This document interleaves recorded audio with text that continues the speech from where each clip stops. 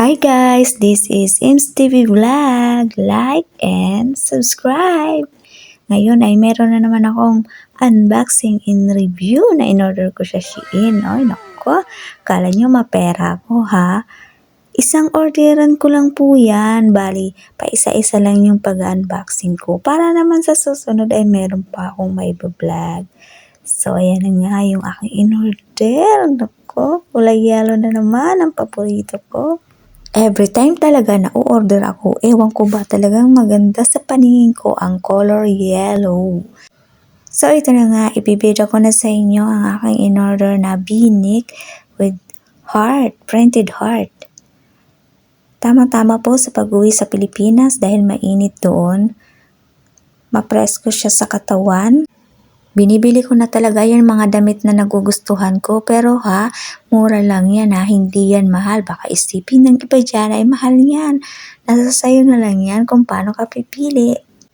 Ilang araw ko din itong pinag-isipan at binalik-balikan kung maganda ba talaga to, kung babagay ba talaga sa akin. Nagustuhan ko yung dito sa may bandang braso niya. Tingnan nyo, ang cute ng design niya, oh. Diba? Sexy. Tapos, yung dibdib ba, diba, nakakat. Kala mo naman may dibdib. Tapos ayun, yung buhok ko nga sobrang haba na. O, bumagay din, no, diba? Ganyan lang talaga yung pormahan natin. Simplihan lang natin. At saka bumagay din siya dun sa short na in-order ko dun sa Shein. Mura din yan.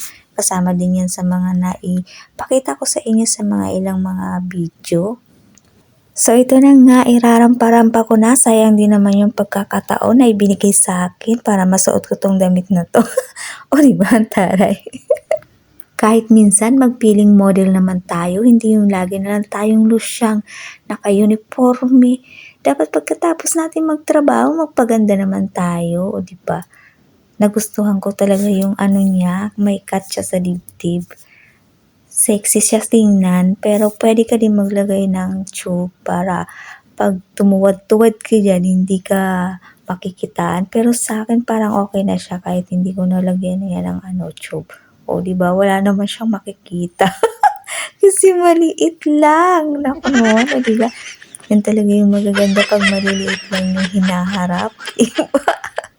At saka hindi bastusin. At saka wala talaga sila makikita dyan. So, ito na nga. Tatapusin ko na ang pag-model-model ko at baka nauumay na kayo. Maraming salamat sa panonood ng mga walang kwenta kong video. Sana supportahan nyo pa rin ako.